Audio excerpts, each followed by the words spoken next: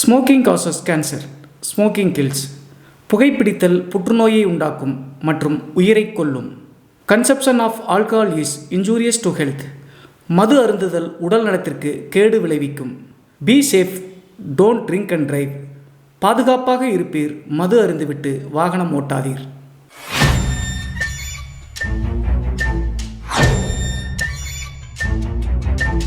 Hi everybody, நான் உங்கள் Siva. Welcome to our channel. இன்றைய காணொலியில் தமிழ்நாட்டினுடைய விழுப்புரத்திற்கு அருகாமையில் நடந்த ஒரு அதிபயங்கர அமானுஷ்யதிகள் சம்பவத்தை தாங்க முழுமையாக பார்க்க போகிறோம். இந்த சம்பவத்தில் ஒரு குடும்பத்தினுடைய தலைவர் வயக்காட்டுக்கு வேலைக்கு போய் மதியம் வீட்டுக்கு வராத காரணத்தினால அவங்களுடைய மனைவியான கர்ப்பிணி பெண் சாப்பாடு எடுத்துகிட்டு தன்னுடைய கணவருக்கு கொடுத்துட்டு திரும்பி வரும்போது நடந்த திகில் மற்றும் அமானுஷ்ய நிகழ்வு தாங்க இன்றைய காணொலி.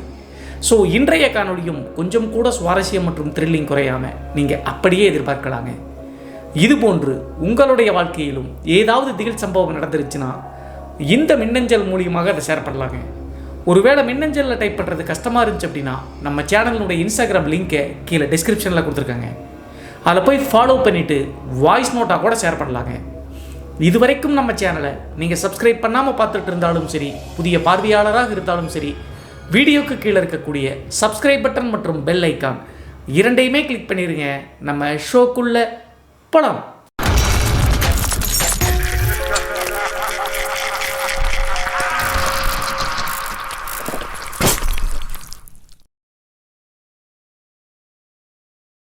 இந்த அமானுஷ்ய சம்பவம் நான் ஏற்கனவே சொன்ன மாதிரி தமிழ்நாட்டினுடைய விழுப்புரம் டு திருச்சி நெடுஞ்சாலையில் அரசூர் அப்படின்னு சொல்லக்கூடிய ஒரு இடத்தை கேள்விப்பட்டிருப்பீங்க. அந்த பகுதிக்கு அருகாமையில் நடந்த திகில் நிகழ்வு தாங்க இந்த நிகழ்வு. இந்த சம்பவத்தை நம்மளுக்கு மின்னஞ்சல் மூலியமாக ஷேர் பண்ணது சிவனேசன் அப்படிங்கிற நம்ம சேனலுடைய சப்ஸ்கிரைபருங்க. இந்த நிகழ்வு 1985 காலகட்டத்தில் அவங்களுடைய தாத்தா பாட்டிக்கு நடந்த திகில் நிகழ்வுங்க. அப்படி என்ன நடச்சு அப்படின்னு சொல்லி பார்த்தா, விழுப்புரம் டு திருச்சிக்கு போகக்கூடிய அந்த நெடுஞ்சாலைக்கு இடையில அரசூர் அப்படின்னு சொல்லக்கூடிய ஒரு கிராமத்தில் சிவனேசனுடைய தாத்தா பாட்டி வாழ்ந்துட்டு இருக்காங்க. 85 காலகட்டத்தில் அவங்களுடைய குடும்பத்தில் மொத்தம் 3 வாரிசுகளுங்க அப்போது இருந்திருக்காங்க.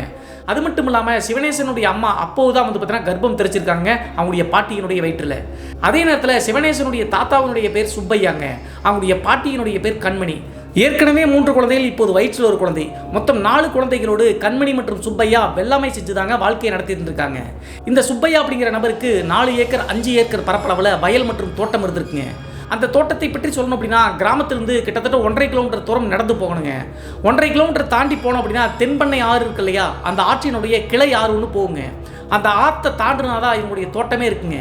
இவங்களுக்கு மட்டும் இல்லைங்க, அந்த கிராமத்தில் தோட்டம் வச்சிருக்கக்கூடிய எல்லாத்துக்குமே அந்த ஆற்றை கடந்து போய் தான் வேலை செய்ய வேண்டிய கட்டாயம். அதே மாதிரி 1985 காலகட்டத்தில் ஒரு நாள் சுப்பையா காலையில் 9 மணி தோராயமாக தோட்டத்துக்கு கிளம்புற அப்படின்னு சொல்லிட்டு கிளம்புறாருங்க. காலை சாப்பாடை வீட்லேயே முடிச்சிட்டாருங்க. மதியம் சாப்பாடு கொண்டு வரட்டுமா அப்படின்னு சொல்லிட்டு இந்த கர்ப்பிணியாக இருக்கக்கூடிய கண்மணி அப்படிங்கிறவங்க கணவர்கிட்ட கேட்குறாங்க.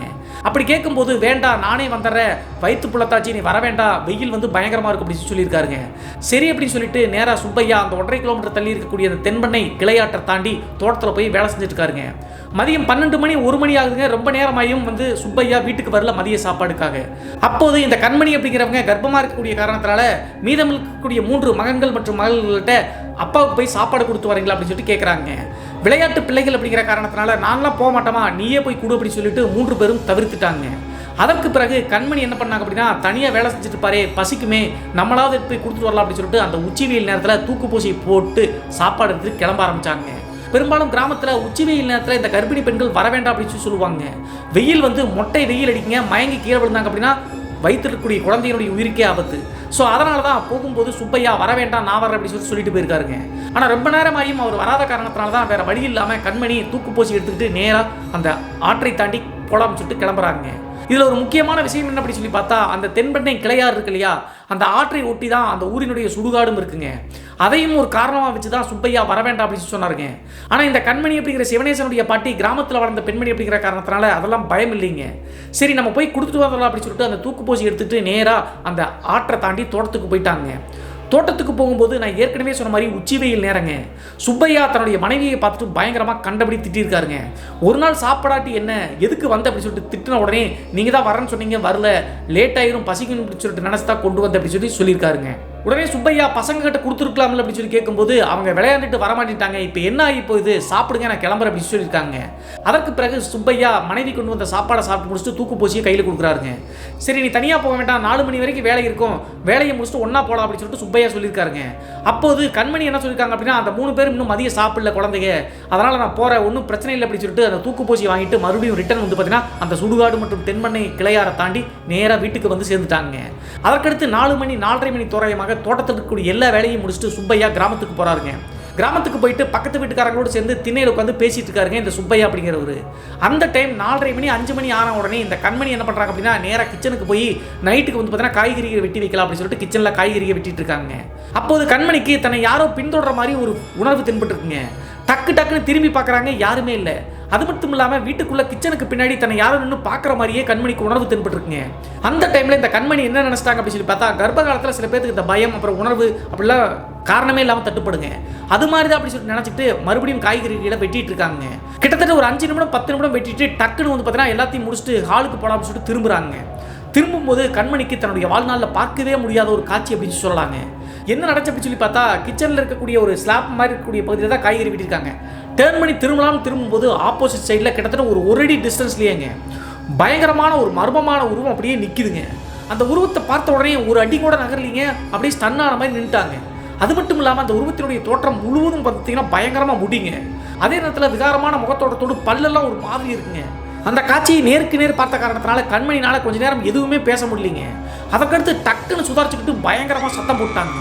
சத்தம் போட்டு பொத்து மயக்கம் போட்டு கண்மணி வந்து பார்த்தீங்கன்னா அந்த உருவத்தை பார்த்த காரணத்தினால மயங்கி விழுந்துட்டாங்க.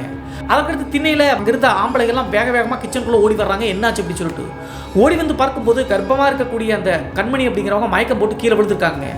பதட்டப்பட்டு தண்ணியை தெளித்து என்னாச்சு அப்படின்னு சொல்லி கேட்கும்போது கண்மணி எதுவுமே பேச மாட்டேங்கிறாங்க. தன்னுடைய கணவரை கட்டி பிடிச்சிட்டு அழுகுறாங்க.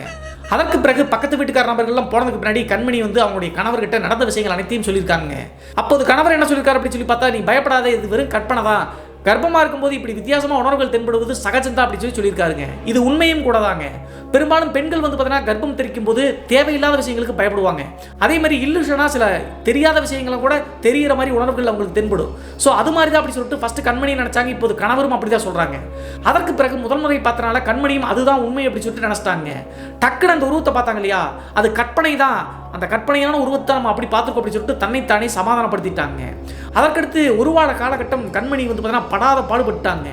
என்ன ஆச்சு அப்படின்னு சொல்லி பார்த்தா, இவங்களும் வந்து பார்த்தீங்கன்னா அது கற்பனை அப்படின்னு சொல்லிட்டு நினச்சிருந்தாங்க இல்லையா, அங்கங்கே அடிக்கடி வெவ்வேறு இடங்களில் வந்து பார்த்தீங்கன்னா அந்த உருவத்தை டக்குன்னு பார்க்கறது மறைகிறது அப்படின்னு சொல்லிட்டு நடந்துகிட்டே இருக்குங்க.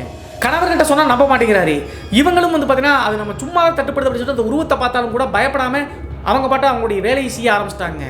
இப்படி இருக்கும்போது அந்த முதல் சம்பவம் நடந்து ஒரு வார காலகட்டம் கழிச்சு இன்னொரு பயங்கரம் நடக்குதுங்க. என்ன ஆச்சு அப்படின்னு சொல்லி பார்த்தா, சாப்பிட்டு முடிச்சுட்டு அன்றைய நாள் இரவு குழந்தைகள்லாம் கொஞ்சம் தள்ளி படுத்திருக்காங்க. அதற்கடுத்து ஏன்னா வயிற்றுல இடிச்சிருவாங்க அப்படின்னு சொல்லிட்டு கண்மணி பாய் போட்டு இடத்துல படுத்திருக்காங்க. இன்னும் கொஞ்சம் தூரம் தள்ளி அவருடைய கணவரான சுப்பையா படுத்திருக்காரு. லைட்டாக மழை வேற பெஞ்சிட்டு இருக்குங்க. 85ஆம் காலகட்டத்தில் இவங்களுடைய வீடு வந்து பார்த்தீங்கன்னா ஓட்டு வீடாக இருந்தாலும் கூட மின்சார வசதி கிடையாதுங்க. மண்ணெண்ணெய் விளக்கு இருக்கு இல்லையா, அதை வச்சு தான் வந்து பார்த்தீங்கன்னா வெளிச்சம் வாங்குவாங்க. இப்படி இருக்கும்போது கரெக்டாக நடுநிசி நேரம் டக்குன்னு வந்து பார்த்தீங்கன்னா இந்த கண்மணிக்கு ஏதோ ஒரு தப்பாக ஃபீல் ஆகுதுங்க. என்ன ஆச்சு அப்படின்னு சொல்லி பார்த்தா, மல்லாக்கப்படுத்த மாதிரி தாங்க படுத்திருக்காங்க, ஏன்னா கர்ப்பமாக இருக்கக்கூடிய காரணத்தினால. அந்த டைமில் தன்னுடைய வயிற்றை வந்து யாரோ தடவி விடுற மாதிரி ஒரு உணர்வு தென்படுதுங்க. டக்குன்னு வந்து பார்த்தீங்கன்னா வயிற்றை தடவதை பார்த்து முழிச்சு எந்திரிச்சிட்டாங்க கண்மணி. முழிச்சு எந்திரிச்சு பார்க்கும்போது சுற்றி முற்றியும் பார்க்குறாங்க, யாருமே இல்லை. அதற்கடுத்து அது மறுபடியும் பெரிதுபடுத்தாமல் படுத்துட்டாங்க. ஒரு மணி நேரம் கழிச்சு மறுபடியும் அதே மாதிரி தன்னுடைய வயிற்றை யாரோ அமுத்தி பிடிச்சி தடவறாங்க. இப்படி தடவரதை பார்த்து எந்திரிக்காமையே டக்குன்னு வந்து பார்த்தீங்கன்னா சைடில் பார்க்குறாங்க தன்னுடைய கணவராக இருக்க குடும்பம் அப்படின்னு சொல்லிட்டு. சில பேர் மனைவி வந்து இப்படி கர்ப்பமாக இருக்கும்போது அந்த வயிற்றை தடவி பார்க்கலாம் அப்படின்னு சொல்லிட்டு கணவர்கள் வந்து பார்த்தீங்கன்னா ஏங்குவாங்க. அதே மாதிரி தான் அப்படி சொல்லிட்டு நினச்சிட்டாங்களாட்டுருக்கு. சைடில் திரும்பி பார்க்கும்போது தன்னுடைய கணவர் படுக்கையில் இல்லைங்க, மிரண்டடிச்சு போயிடுச்சுங்க கண்மணிக்கு. அதற்கடுத்து தான் கண்மணி பார்த்த காட்சி வேறேங்க. என்ன ஆச்சு அப்படின்னு சொல்லி பார்த்தா, கிட்டத்தட்ட ஒரு 10 அடி தள்ளி வீட்டினுடைய நுழைவாசல் இருக்குல்லையே, அங்கே ஒரு வெராண்டா இருக்குது. வெராண்டா சைடு வந்து பார்த்தீங்கன்னா பீடி குடிச்சிட்டு சுப்பையா உட்காந்துருக்காருங்க. இதை பார்த்த உடனே அப்படின்னா வயிற்றை தடவது யார் அப்படின்னு சொல்லிட்டு அந்த மண்ணெண்ணெய் விளக்கு வெளிச்சத்தில் பார்க்குறாங்க. பார்க்கும்போது அந்த கிச்சனில் பார்த்தா அதே உருவங்க. சைடில் வந்து தன்னுடைய கணவர் மாதிரி படுத்துட்டு கை முழுவதும் அப்படியே ஃபுல்லாக முடிங்க, வயிற்றை வச்சு அப்படியே தடவிட்டு இருக்குங்க. அந்த உருவத்தோற்றத்தை பார்த்த உடனே கத்தலாம்னு சொல்லிட்டு முயற்சி செய்கிறாங்க. அந்த உருவம் அப்படியே கண்ட்ரோல் பண்ணிச்சாட்டுருக்கு. அதற்கடுத்து அவங்களுக்கு என்ன நடந்துச்சு அப்படின்னே தெரியலிங்க. அப்படியே தூங்கிட்டாங்களா மயங்கிட்டாங்களா அப்படின்னு சொல்லிட்டு தெரியல. காலைல 5:30 மணி 6 மணிக்கு எந்திரிச்சு பார்க்குறாங்க, விடிஞ்சிருச்சு. தன்னுடைய கணவர் படுத்திருக்காரு, குழந்தைகளும் நார்மலாக தான் படுத்திருக்காங்க. நைட்டு நடந்ததை யோசிச்சு பார்த்து மிரண்டு போயிட்டாங்க. இதை தன்னுடைய கணவர்கிட்ட சொல்லலாமா வேண்டாமா அப்படின்னு சொல்லிட்டு யோசிக்கிறாங்க. அது மட்டும் இல்லாமல் குழந்தைகள் வேற 3 குழந்தைகள் இருக்காங்க. இதெல்லாம் தெரிஞ்சு அப்படின்னா குழந்தைகள் வீட்டில் விளையாடுவதற்கே பயப்படுவாங்க, தூங்குவதற்கே பயப்படுவாங்க. ஸோ அதனால் சொல்ல வேண்டாம் அப்படின்னு சொல்லிட்டு கண்மணி தன்னைத்தானே முடிவெடுத்தாங்க. பெரும்பாலும் கிராமத்தில் எல்லாம் இந்த மாதிரி பெண்கள் நிறைய அமானுஷங்களை பார்ப்பாங்க. அதனால் இது சகஜம் தான், இதை நம்ம சமாளிச்சிடலாம் அப்படின்னு சொல்லிட்டு நினைப்பாங்க. அதே மாதிரி தான் இந்த கண்மணியும் நினச்சிட்டு அன்றைய நாள் என்ன பண்ணியிருக்காங்க அப்படின்னு சொல்லி பார்த்தா, அந்த தென்பண்ணை கிளையார் இருக்கு இல்லையா, தோட்டத்துக்கு போகக்கூடிய வெளிப்பாதையில் சுடுகாடு ஒன்று இருக்குன்னு சொல்ல, அந்த சுடுகாட்டுக்கு ஒரு 1/2 கிலோமீட்டருக்கு முன்னாடி லெஃப்ட் சைட்லேயே வந்து பார்த்தீங்கன்னா மங்கை வார்த்தால் அப்படின்னு சொல்லிட்டு ஒரு கோவில் இருக்குங்க. அந்த கோவில் இந்த சுப்பையா அப்படிங்கிற வகையறாவுடைய குலதெய்வங்க.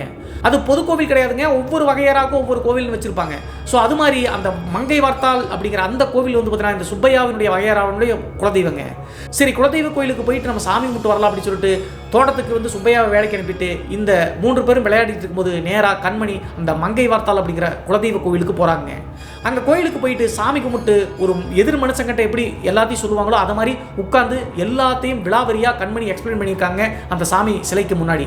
அதற்கடுத்து நீ தான் எனக்கு துணை நிற்கணும், வயிற்றை வந்து தடவுன அந்த உருவம் யாருன்னு சொல்லிட்டு தெரியல, யாரும் நம்ப மாட்டேங்கிறாங்க, இது உண்மையிலேயே என்னுடைய கற்பனையா அல்லது வேற ஏதாவதா, எதுவாக இருந்தாலும் என் குழந்தைக்கு ஆபத்து இல்லாமல் நீ தான் இருக்கணும் அப்படின்னு சொல்லிட்டு மங்கை வார்த்தால் அப்படிங்கிற அந்த தெய்வத்திட்ட மண்டிட்டு வேண்டிட்டு நேராக வந்து பார்த்தீங்கன்னா வீட்டுக்கு வராங்க. கரெக்டாக அந்த சாமி முன்னாடி எல்லாத்தையும் பேசிட்டு எந்திரிக்கும் போது அந்த சாமி கழுத்திருக்கக்கூடிய மாலை அப்படியே கீழே விழுந்திருக்குங்க. அப்போது கண்மணிக்கு ஒரு சந்தோஷங்க, தான் சொன்னது எல்லாத்தையும் புரிஞ்சுக்கிட்டேன், உனக்கு நான் ஆதரவாக இருக்கிறேன் அப்படின்னு சொல்லிட்டு அறிகுறி மாதிரி தாங்க அந்த மாலை கீழே விழுற மாதிரி இவங்களுக்கு தென்பட்டுருக்கு. அதுக்கடுத்து மண்டிட்டு வேண்டிட்டு நேராக வீட்டுக்கு வந்து சேர்ந்துட்டாங்க. இந்த டைம்ன்றது கிட்டத்தட்ட டெலிவரி ஆகக்கூடிய அந்த காலகட்டம் வரைக்கும் அந்த உருவம் இவங்களுக்கு தட்டுப்படவே இல்லைங்க, எந்த வித பிரச்சனையும் இல்லாமல் தான் இருந்திருக்காங்க. கரெக்டாக அந்த கண்மணி அப்படிங்கிற பெண்ணுக்கு டெலிவரி டைம் ஆகும்போது மாலை ஒரு 4 மணி 5 மணி இருக்குங்க. பெண்களோடு உட்காந்து பேசிட்டு இருக்கும்போது டக்குன்னு பிரசவ வலி வந்துருச்சுங்க. 85ஆம் காலகட்டத்தில் எல்லாத்துக்கும் மருத்துவமனைக்கு போகக்கூடிய வழக்கம் கிடையாதுங்க, சுகப்பிரசவம் தான் மேக்ஸிமம் நடக்கும். ரொம்ப கிரிட்டிக்கலாக இருந்தால் மட்டும் தாங்க மருத்துவமனைக்கு எடுத்துகிட்டு போவாங்க. அதனால் அந்த வலி வந்த உடனே கண்மணி எடுத்து போய் வீட்டுக்குள்ளே வச்சு பெண்கள் எல்லாமே பிரசவம் பார்க்க ஆரம்பித்தாங்க. ஒரு அழகான பெண் குழந்தையை பிறந்துச்சுங்க. இந்த மின்னஞ்சல் அனுப்பின சிவனேசனுடைய அம்மா தான் அது. நல்லபடியாக குழந்தை பிறந்த காரணத்தினால எல்லோரும் வந்து சந்தோஷத்தில் இருந்தாங்க. குழந்தை பிறந்து 1 வார காலகட்டம் கழித்து மறுபடியும் அந்த மர்மமான உருவத்தினுடைய ஆட்டம் தொடங்க ஆரம்பிச்சு அப்படின்னு சொல்லலாங்க. என்ன நடந்துச்சு அப்படின்னு சொல்லி பார்த்தா, அந்த குழந்தையை பெற்றெடுத்த கண்மணி அப்படிங்கிறவங்க 1 வார காலகட்டம் நல்லா வந்து பார்த்தீங்கன்னா ஹெல்த்தியாக அந்த குழந்தை ஆனதுக்கு பிறகு ஒரு நாள் நைட்டு வந்து பார்த்தீங்கன்னா குழந்தையை சைடில் போட்டு படுத்து தூங்கிட்டு இருக்காங்க. Mid night time. நான் ஏற்கனவே சொன்ன மாதிரி மண்ணெண்ணெய் விளக்கு வெளிச்சத்தில் தான் வந்து பார்த்தீங்கன்னா எல்லாரும் தூங்கிட்டு இருக்காங்க. அப்போது குழந்தை திடீர்னு நடுநிசி நேரத்தில் அழுக ஆரம்பிச்சிச்சுங்க. தூக்கத்திலிருந்து இருந்துச்ச கண்மணி குழந்தை எதற்கு அழுகுது அப்படின்னு சொல்லிட்டு முழிச்சு பார்க்கும்போது சைடில் வந்து பார்த்தீங்கன்னா வச்சிருந்துருக்காங்க குழந்தைய. அந்த டைம் குழந்தை டக்குன்னு அந்த சைடு மூவ் ஆகி போகிற மாதிரி தென்படுதுங்க. உடனே குழந்தையினுடைய கைகளை பிடிச்சி இப்படி இழுத்து சைடில் கொண்டு வரலாம் அப்படின்னு சொல்லிட்டு கண்மணி தூக்கத்திலேயே குழந்தையை பிடிச்சி இப்படி இழுக்க பார்க்குறாங்க. அப்படி இழுக்க பார்க்கும்போது கண்மணிக்கு மறுபடியும் ஒரு பெரிய அதிர்ச்சிங்க. என்ன நடந்துச்சு அப்படின்னு சொல்லி பார்த்தா, குழந்தையினுடைய கைகளை பிடிச்சி இழுக்கலாம்னு சொல்லிட்டு பிடிக்கும்போது பிடிச்சது குழந்தையினுடைய கைகள் கிடையாதுங்க. அப்படியே அந்த கை முழுவதும் ஃபுல்லாக வந்து பார்த்தீங்கன்னா முடியுங்க, கொத்து கொத்தாக முடி இருக்குங்க. அந்த முடியோடு இருக்கிற மாதிரி தென்பட்ட உடனே கண்மணிக்கு தூக்கி வாரி போட்டுச்சுங்க. டக்குன்னு சைடில் பார்க்கும்போது உயிரே நடுங்கி போச்சுங்க கண்மணிக்கு. சுதாரிச்சுட்ட கண்மணி தன்னுடைய குழந்தையை எதுவும் பண்ணிடக்கூடாது அப்படின்னு சொல்லிட்டு சத்தம் போடாமல் படுக்கைக்கு பக்கத்தில் இருக்கக்கூடிய தன்னுடைய கணவரை வந்து தட்டி எழுப்பிட்டாங்க. கணவர் வந்து முழிச்சு எந்திரிச்சு பார்க்கும்போது அவரும் அந்த உருவத்தை பார்த்துட்டாருங்க.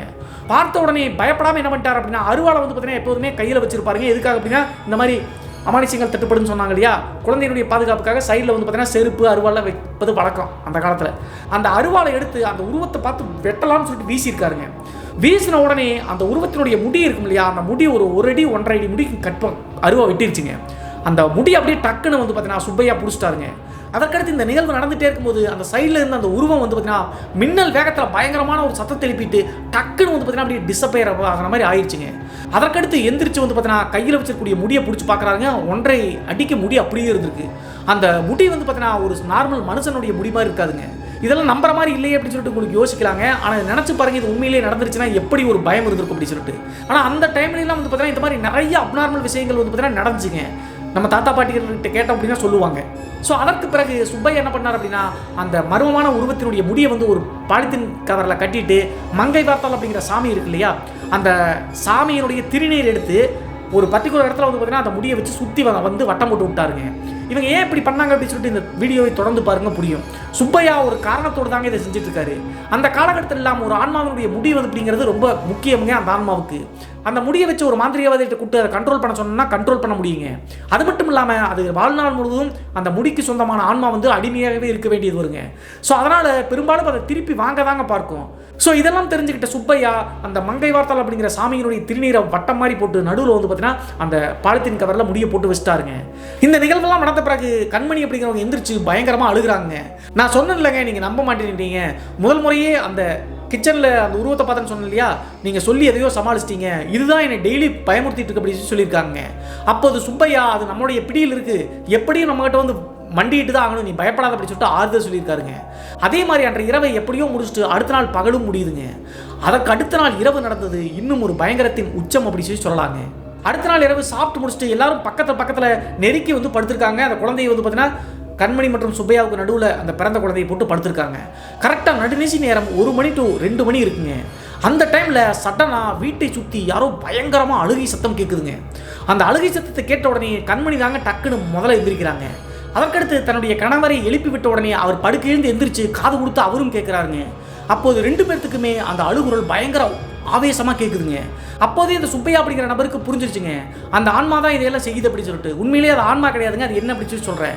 உடனே சுப்பையா அந்த குரலை கேட்ட உடனே யார் நீ, உனக்கு என்ன வேணும் அப்படின்னு சொல்லிட்டு கத்தியிருக்காருங்க. கத்தின உடனே அழுதுகிட்டே ஒரு மர்மமான வாய்ஸில் என்ன சொல்லுது அப்படின்னு சொல்லி பார்த்தா, என்னுடைய முடியை கொடுத்துருங்க, நான் தெரியாமல் வந்துட்டேன், நான் போயிடுறேன் அப்படின்னு சொல்லிட்டு அந்த உருவம் வந்து வெளியிருந்து பேசுதுங்க. உண்மையிலேயே அந்த உருவம் என்ன அப்படின்னு சொல்லி பார்த்தா நார்மலாக ஒரு ஆன்மா கிடையாதுங்க, ரத்த காட்டேரி அப்படின்னு சொல்லக்கூடிய அந்த வகையான ஒரு இனம்ங்க. என்ன நடந்துச்சு அப்படின்னு சொல்லி பார்த்தா, சுப்பையாவுக்கு சாப்பாடு எடுத்துகிட்டு போவதற்கு கண்மணி உச்சிவெயில் நேரத்தில் நடந்து போனாங்கல்ல சுடுகாட்டை தாண்டி, அப்போது இந்த ரத்த காட்டேரி என்ன பண்ணியிருக்கு அப்படின்னா கர்ப்பமாக இருக்கக்கூடிய இந்த கண்மணியை ஃபாலோ பண்ணிகிட்டே வந்திருக்குங்க. பெரும்பாலும் பிறந்த குழந்தைகளுடைய இந்த ஃப்ரெஷ் ரத்தம் பிடிக்குங்க இந்த ரத்த காட்டேரிகளுக்கு. ஸோ அதனால் அந்த குழந்தையினுடைய ரத்தம் வேணும் அப்படின்னு சொல்லிட்டு இந்த வீட்டிலேயே தஞ்சம் அடைந்து கண்மணியை ஃபாலோ பண்ணிகிட்டே வந்திருக்குங்க. அதனால தான் நிறைய முறை வந்து பார்த்தீங்கன்னா கண்மணிக்கு அந்த வீட்டுக்குள்ளே அந்த உருவம் தட்டுப்பட்டுருக்குங்க. இது எல்லாமே சுப்பையாவுக்கு தெரியுங்க. இருந்தாலும் அதனுடைய வாயினால் கேட்கணும் அப்படின்னு சொல்லிட்டு நீ யார், உனக்கு என்ன வேணும் அப்படின்னு சொல்லிட்டு கேட்குதுங்க. அந்த டைமில் நடந்த விஷயங்கள் எல்லாத்தையும் ஒன்றும் விடாமல் சொல்லிருச்சுங்க.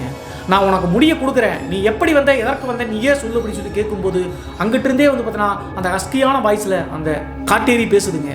அந்த உச்சி வெயில் நேரத்தில் கண்மணி போயிட்டு வரும்போது அந்த ரத்த வாடகைக்காக தான் நான் வந்தேன், குழந்தையினுடைய ரத்தம் வேணும்னு சொல்லிட்டு தான் வந்தேன், ஆனால் நீங்கள் முடியை வெட்டிட்டீங்க, நான் தெரியாமல் வந்துட்டேன், அதை திருப்பி கொடுத்துருங்க, நான் உங்கள் குழந்தையும் ஒன்றும் செய்ய மாட்டேன், இங்கே வரவே மாட்டேன் அப்படின்னு சொல்லிட்டு பயங்கரமாக கூச்சல் எடுதுங்க. இதெல்லாம் கேட்ட உடனே கண்மணியினுடைய உடம்பே நடுங்கி போச்சுங்க. தன்னுடைய பெற்ற குழந்தையினுடைய ரத்தத்தை எடுத்து காவு வாங்கி கொல்லணும்னு பார்த்துருக்கேன் அப்படின்னு சொல்லிட்டு. அதற்கு பிறகு அந்த ரத்த காட்டேரி முடியை கொடுத்துட்டா நான் போயிடுறேன் அப்படின்னு சொன்ன காரணத்தினால அது பயந்து போயிடுச்சுங்க. ஏன்னா அருவாள் எடுத்து வெட்டின காரணத்தினால உடனே சுப்பையா அப்படிங்கிற ஒரு ஜன்னல் வழியாக அந்த ரத்த காட்டேரியினுடைய முடியை வந்து பார்த்தீங்கன்னா வெளியே வீசியிருக்காருங்க வாசல்ல. அப்படி வீசின உடனே அந்த முடி போய் அப்படி விழுகுதுங்க. நிலா வெளிச்சம் தான் அன்றைய நாள். அப்படியே தீயில எறிகிற மாதிரி அப்படியே சரசரன்னு டிசப்பேர் ஆயிடுச்சு. அதே நேரத்தில் அந்த ரத்த காட்டேரி சொன்ன இன்னொரு வார்த்தை என்ன அப்படின்னு சொல்லி பார்த்தா, குழந்தை பிறக்கிற வரைக்கும் அதை காத்திருக்க வேண்டிய அவசியம் கிடையாதுங்க, வயிற்றுக்குள் இருக்கக்கூடிய கருவியினுடைய ரத்தத்தையே எடுக்கலாம்னு சொல்லிட்டு ட்ரை பண்ணியிருக்குங்க. ஆனால் ஏதோ ஒரு சக்தி என்னை தடுக்குது அப்படின்னு சொல்லிட்டு அழுதுகிட்டே அந்த ரத்த காட்டேரி வந்து சொல்லியிருக்குங்க. அந்த டைம்லேயே கண்மணிக்கு புரிஞ்சிருச்சுங்க, அந்த மங்கை வார்த்தால் அப்படிங்கிற அந்த குலதெய்வம் வந்து பார்த்தீங்கன்னா குறுக்க நின்று தடுத்துருக்கு அப்படின்னு சொல்லிட்டு. ஸோ அதற்கு பிறகு இனிமேல் இந்த சைடு ஏறெடுத்தும் பார்க்கக்கூடாது அப்படின்னு சொல்லிட்டு அந்த முடியை வீசின காரணத்தினால அதை எடுத்துக்கிட்டு அந்த காட்டேரி வந்து பார்த்தீங்கன்னா அந்த வீட்டை விட்டு வெளியேறிச்சுங்க. அது சொன்ன மாதிரியே அதற்கு பிறகு அந்த குழந்தையோ அந்த வீட்டையோ எந்தவித தொந்தரவும் செய்யலைங்க. இந்த சம்பவம் 1985 காலகட்டத்தில் நடந்தது பிரதர், என்னுடைய அம்மா வயிற்றில் இருக்கும் போது அப்படி சொல்லிட்டு இந்த சிவனேசன் அப்படிங்கிறவர் சொல்லி முடிச்சாருங்க. சிவனேசன் அப்படிங்கிற இந்த பையனுக்கு 17 வயசு தாங்க ஆச்சு. அவங்களுடைய அம்மா வந்து பார்த்தீங்கன்னா 15 வயசுலேயே கல்யாணம் பண்ணி கொடுத்தாங்களா இருக்கா. அப்போதெல்லாம் அப்படித்தானே. நம்ம சேனலை ரொம்ப நாளாக ஃபாலோ பண்ணிட்டு இருக்கேன் பிரதர். பேய் கதைகள் கேட்கலாம்னு சொல்லிட்டு எங்களோட பாட்டிக்கிட்ட கேட்கும்போது இந்த விஷயத்தை அப்படியே சொன்னாங்க அப்படின்னு சொல்லிட்டு நம்மளுக்கு பிசுறு மாறாமல் ஷேர் பண்ண சிவனேசனுக்கு நன்றி சொல்லி இன்றைய காணொலியை இதோடு முடிச்சுக்கலாங்க. இன்றைய காணொலி பற்றிய உங்களுடைய கருத்து என்ன அப்படி சொல்லிட்டு மறக்காமல் கமெண்ட் பாக்ஸில் கமெண்ட் பண்ணுங்கள். இதுபோன்று உங்களுடைய வாழ்க்கையிலும் ஏதாவது திகில் சம்பவம் நடந்துருச்சுன்னா இந்த மின்னஞ்சல் மூலியமாக அதை ஷேர் பண்ணலாங்க. ஒருவேளை மின்னஞ்சலில் டைப் பண்ணுறது கஷ்டமாக இருந்துச்சு அப்படின்னா நம்ம சேனலோட இன்ஸ்டாகிராம் லிங்கை கீழே டிஸ்கிரிப்ஷனில் கொடுத்துருக்காங்க, அதில் போய் ஃபாலோ பண்ணிவிட்டு வாய்ஸ் நோட்டாக கூட ஷேர் பண்ணலாங்க. மீண்டும் ஒரு த்ரில்லிங்கான அமானுஷ எபிசோடுடன் உங்களை சந்திக்கும் வரை நான் உங்கள் சிவா.